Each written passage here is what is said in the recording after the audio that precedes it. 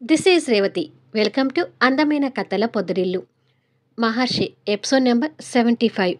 Last ఎపిసోడ్లో Karan మిథునాని kidnap చేస్తాడు కదా, ఆ తర్వాత నుంచి స్టోరీ కంటిన్యూషన్.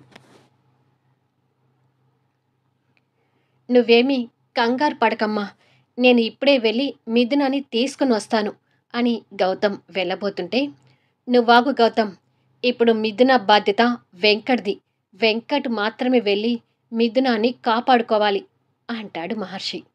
దాంతో వెంకట్ పెళ్లి పీటల మీద నుంచి లేచి నిలబడతాడు. అక్కడ నా చెల్లెలు ప్రమాద పరిస్థితిలో ఉంటే వెంకట్ ఎవరిని కాపాడాలంటావేంటి అని అడుగుతాడు గౌతమ్ కోపంగా చూస్తూ. రేపెప్పుడైనా మిథునాకి ఇలాంటి పరిస్థితి వస్తే నువ్వు తోడుగా ఉండవు కదా. మిథునాకి ఇప్పటి నుంచి తోడుగా ఉండేది వెంకట్ మాత్రమే. మిథున విషయంలో ముందు ముందు ఇలాంటి పరిస్థితులు ఏమైనా వస్తే వెంకట్ మాత్రమే ఎదుర్కోవాల్సి వస్తుంది.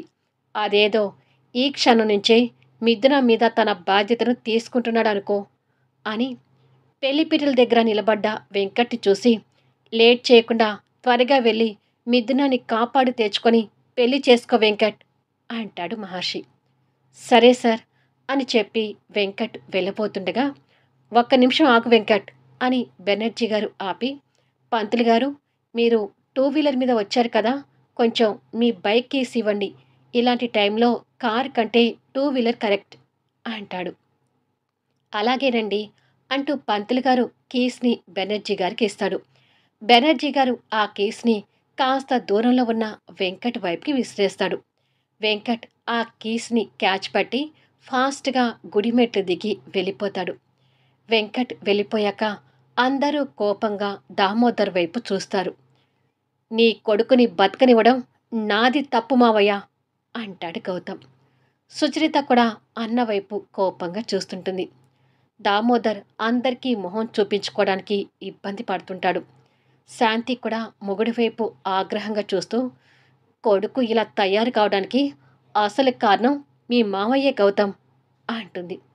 ఛీ అన్నట్టుగా గౌతమ్ దామోదర్ వైపు అసహ్యంగా చూస్తాడు.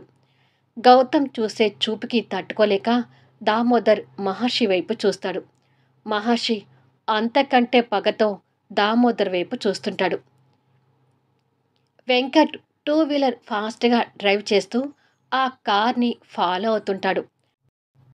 కార్లో కరణ్ పక్కన కూర్చున్న మిథున ఆ మత్తు నుంచి బయటపడి తల బరువుతో తలని పట్టుకొని డ్రైవ్ చేస్తున్న కరణ్ని చూసి భయపడుతూ, బావా ఏంటది, ముందు కార్ ఆపు అని అంటుంది. ఎందుకు ఆపాలి? నన్ను కాదని ఆ వెంకట్ని పెళ్లి చేసుకుంటూ ఉంటే నేను ఎలా ఊరుకుంటాను? ఇన్నాళ్ళు మా నాన్న ఏదో పొడి చేస్తాడు, కాల్చేస్తాడని సైలెంట్గా ఉండిపోయాను. చివరికి మా నాన్న చేసేది ఏమీ లేదని ఇలా డిసైడ్ అయ్యాను. కాసేపు సైలెంట్గా కూర్చుంటే నిన్ను తీసుకెళ్ళి నీతో నా పని కానిచ్చుకుంటాను. ఆ తర్వాత నీ పెళ్ళి ఎవరితో జరుగుతుందో నేను చూస్తాను అంటూ కరణ్ ఫాస్ట్గా డ్రైవ్ చేస్తూ వెళ్తుంటాడు. పిచ్చి పిచ్చిగా వాగకు బావా, ముందు కార్ ఆపు, మా పెళ్ళి జరగనివ్వు అంటూ కరణ్ డ్రైవింగ్కి అడ్డుపడుతుంటుంది. అక్కడ నీ పెళ్ళి జరుగుతుంటే చూస్తూ ఊరుకోవటానికి నేనేమి మా నాన్నని కాదు, నోరు మూసుకొని కూర్చో అంటూ మిథునాన్ని సీటు మీదకి నెడతాడు. కారు ఆపు బావా అంటూ మిథున పెనుగులాడుతుంటుంది. ఆపనని చెప్పాను కదా అంటూ కరణ్ ఫాస్ట్గా డ్రైవ్ చేస్తుంటాడు. వెంకట్కి చాలా దూరంలో ఆ కారు కనిపిస్తుంటుంది. అందుకోవటం కష్టంలాగా అనిపిస్తుంటుంది. బైక్ ఇంకా రేస్ చేస్తూ ఫాస్ట్గా వెళ్తుంటాడు. మెయిన్ రోడ్డు నుంచి వెళ్తే అందుకోలేడని అర్థమై ఇరికైన చెట్ల పొదల నుంచి షార్ట్ కట్ దారిలో వెళ్తుంటాడు.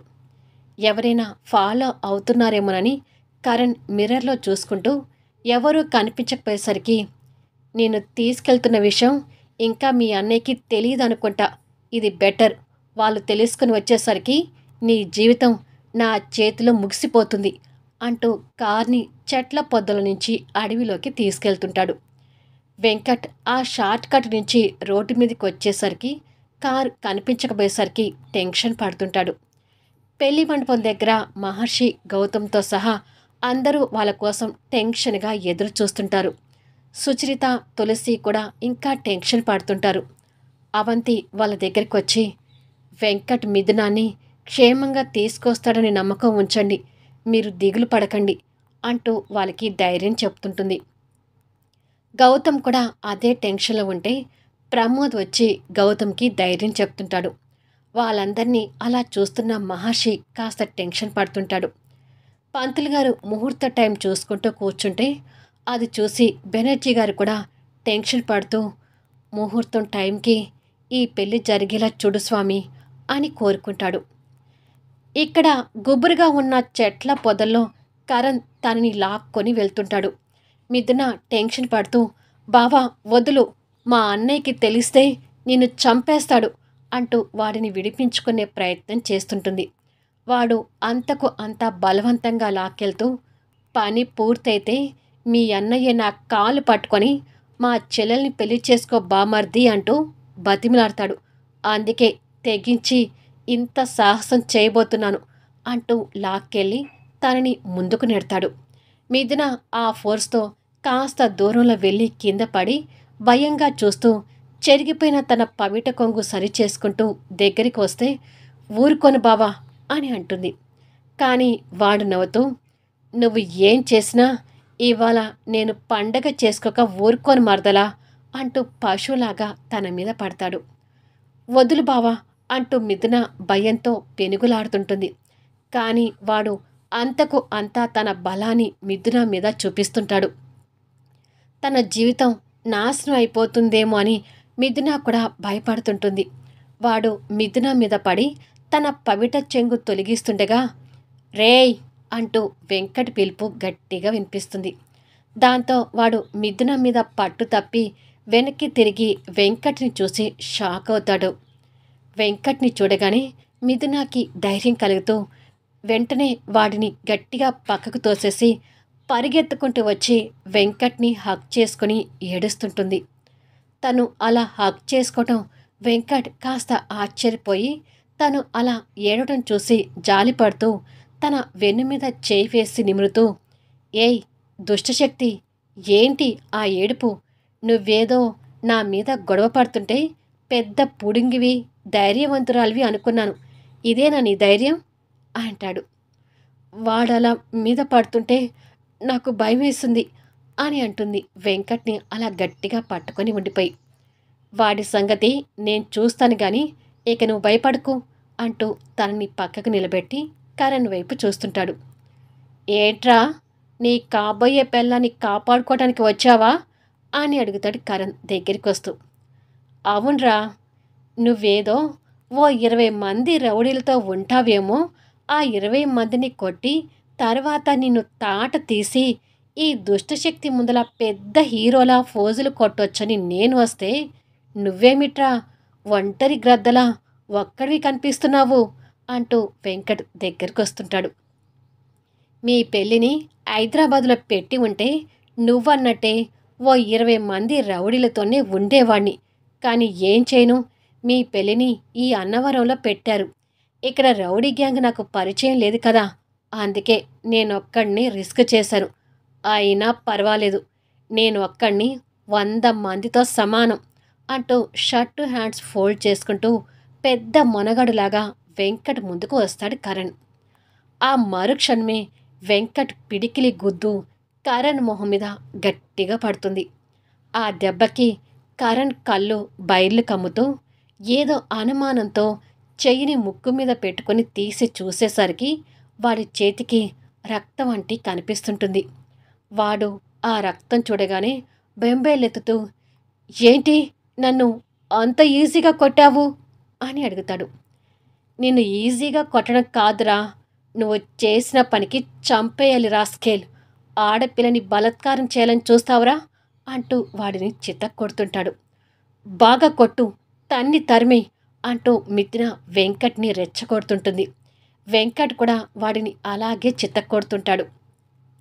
కొద్దిసేపటికి కరణ్కి తగిలిన దెబ్బలతో లేవనంతగా కింద పడిపోతాడు.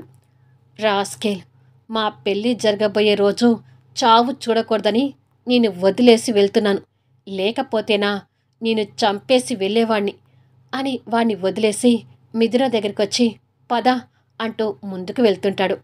వాడు ఆ దెబ్బలతోనే లేవలేక అలాగే ఉండిపోతాడు. మిథున వెంకట్‌తో వెళ్ళబోతూ 2 అడుగులు ముందుకు వేసి ఆగి, తిరిగి మళ్ళీ కారన్ని చూస్తుంది. వెంకట్ కూడా ఆగి, "ఏంటి వాడి వైపు చూస్తున్నావు?" అని అడుగుతాడు. మిథునకి వాడు తన మీద పడటం గుర్తొచ్చి, "ఇప్పుడే వస్తానుండు" అని చెప్పి వాడి కాళ్ళ దగ్గరికి వెళ్ళి నిలబడుతుంది. వాడు ఎదురుగా ఉన్న మిథునని చూడగానే కాస్త ఆశపడుతూ, "ఎంతైనా మీ బావని కదా మిథున, ప్లీజ్ నన్ను కాపాడవా?" అంటూ వేడుకుంటాడు. "బావని కాబట్టేనా నా జీవితాన్ని నాశనం చేయబోయావు? నీకింకా ఈ దెబ్బలు సరిపోవు.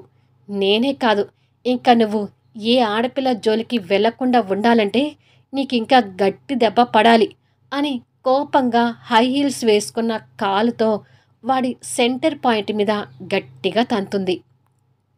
దాంతో వాడు ఆ ప్రాంతం దద్దరిల్లేలా కెవ్వున కేక పెడతాడు. వెంకట్ వాడి బాధ చూడలేక కళ్ళు చెవులు గట్టిగా మూసుకొని, "వామ్మో!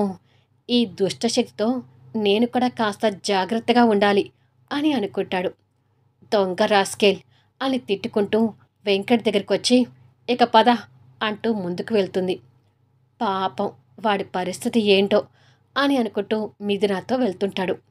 కొద్ది దూరం అడుగులు వేయగానే వెంకట్ తీసుకొచ్చిన 2 వీలర్ కనపడుతుంది. వెంకట్ బైక్ ఎక్కి స్టార్ట్ చేసి, "ముహూర్త టైం దగ్గర పడుతుంది, త్వరగా వెళ్ళాలి, వచ్చి కూర్చో" అంటాడు. మిథున టక్కున వెంకట్ వెనుక కూర్చొని, "ఇక పోనివ్వు" అని అంటుంది. "బైక్ ఫాస్ట్గా తీసుకెళ్తాను, నువ్వు కింద పడకుండా నన్ను గట్టిగా పట్టుకో" అంటాడు బైక్ స్టార్ట్ చేసి తీసుకెళ్తూ. "సరే" అని మిథున వెంకట్ నడుము చుట్టూ చేయి వేసి పట్టుకుంటుంది. ముహూర్త టైం దగ్గర పడుతుంటే వెంకట్ గాలిలో వెళ్తున్నట్టుగా స్పీడ్గా వెళ్తుంటాడు. అక్కడ అందరిలో టైం దగ్గర పడే కొద్దీ టెన్షన్ పెరుగుతుంటుంది. వాళ్ళ రాక కోసం మహర్షి కళ్ళు గుడి మెట్ల వైపే వెళ్తుంటాయి. అవంతి కూడా చేతులు పీసుకుంటూ టెన్షన్గా ఎదురు చూస్తుంటుంది. కొద్దిసేపటికి వెంకట్ గుడి దగ్గర ఉన్న కళ్యాణ మండపం ముందుకు చేరుకొని బైక్ దిగి మిథున చేపట్టుకొని ఫాస్ట్గా మెట్లెక్కించుకుంటూ తీసుకెళ్తుంటాడు.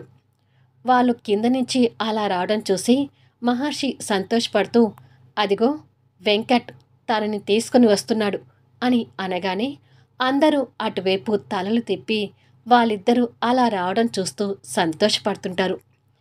వెంకట్ తన చెయ్యి పట్టుకొని ఫాస్ట్గా మెట్లెక్కి తీసుకొస్తూ, "ఏంటో ఇష్టం లేని పెళ్లి చేసుకోబోతున్నట్టుగా లేదు, ఇష్టపడిన అమ్మాయిని లేపుకొచ్చి పెళ్లి చేసుకోబోతున్నట్టుగా ఉంది" అని అంటాడు. "ఏదో ఒక రకంగా చేసుకుంటున్నాంలే, ముందు మాటలాపి త్వరగా వెళ్దాం పదా" అంటూ మిథున కూడా వెంకట్తో పాటు ఫాస్ట్గా వస్తుంటుంది. వాళ్ళ రాకను దామోదర్ కూడా చూసి, "నా కొడుకు పరిస్థితి ఏంటో అర్థం కావడం లేదే" అని అనుకుంటూ దిగులు పడుతుంటాడు. ఇద్దరు కొన్ని క్షణాలకి మండపం దగ్గరికి చేరుకొని ఊపిరి పీల్చుకుంటారు. "అమ్మ మిథున" అంటూ గౌతమ్ దగ్గరకొస్తాడు. "అన్నయ్య" అంటూ మిథున కూడా ఎదురు వెళ్ళి గౌతమ్ని హగ్ చేసుకుంటుంది. తులసి, సుచరిత, అవంతి, శాంతి, ప్రమోద్ అందరూ మిథున దగ్గరికి వస్తారు. మిథున వాళ్ళ అన్నయ్యని హక్ చేసుకొని కాస్త టెన్షన్ పడుతూ, "సమయానికి వెంకట్ రాకపోయుంటే ఆ కరణ్ చేతిలో నా జీవితం నాశనం అయ్యేదన్నయ్య" అని అంటుంది. ఆ మాటలు విని మహర్షి వెంకట్ని మెచ్చుకున్నట్టుగా భుజం తడతాడు. అప్పటి వరకు వెంకట్ అంటే అయిష్టం ఉన్న గౌతమ్ ఇప్పుడు వెంకట్ని కాస్త అభిమానంగా చూస్తుంటాడు. బెనర్జీ గారు కూడా కొడుకుని చూసి సంతోషపడుతుంటాడు. "ఎలాగైతే ఏంటి, ముహూర్త టైం వరకు చేరుకున్నారు, త్వరగా వచ్చి కూర్చోండి" అంటాడు పంతులు గారు. "ఇక వెళ్ళి పెళ్లిపీటల మీద కూర్చో వెంకట్" అంటాడు మహర్షి. "సరే సార్" అని చెప్పి వెంకట్ అక్కడికి వెళ్తుంటాడు. దామోదర్ ప్రాణం ఆగలేక వెంకట్ దగ్గరకొచ్చి, "నా కొడుకు పరిస్థితి ఎలా ఉంది వెంకట్" అని అడుగుతాడు. వెంకట్ దామోదర్ చెవి దగ్గరకొచ్చి, "నీ కొడుకుది సెంటర్ పాయింట్ అవుట్ అని నా డౌట్" అని కూల్గా చెప్పి పెళ్లిపీటల మీదకి వెళ్ళి కూర్చుంటాడు. "అమ్మో" అంటూ దామోదర్ గుండెల మీద చేయి వేసుకుని వాపోతుంటాడు. "నువ్వు కూడా వచ్చి కూర్చో మిథున" అంటూ అవంతి మిథునాన్ని తీసుకెళ్లి పెళ్లి పీటల మీద కూర్చోబెడుతుంది. పెళ్లి పీటల మీద కూర్చున్న వెంకట్ మిథున మళ్ళీ ఎప్పటిలాగానే కోపంగా మొహాలు చూసుకుంటారు. పోవే దుష్టశక్తి అంటూ వెంకట్ మొహం తిప్పుకుంటాడు. పోరా అష్టదరిద్రుడా అంటూ మిథున కూడా మొహం తిప్పుకుంటుంది. ఇక వాళ్ళ పెళ్లిని నెక్స్ట్ ఎపిసోడ్లో చూసేద్దాం. అద్భుతమైన సన్నివేశాలతో ఆసక్తికరంగా సాగిపోయే కథా వీడియోస్ని మిస్ కాకుండా చూడండి. కథ నచ్చితే దయచేసి లైక్ చేయండి, కామెంట్ షేర్ చేయండి, సబ్స్క్రైబ్ చేసుకుని ఛానల్ షేర్ చేస్తూ సపోర్ట్ చేయండి. Thanks for listening.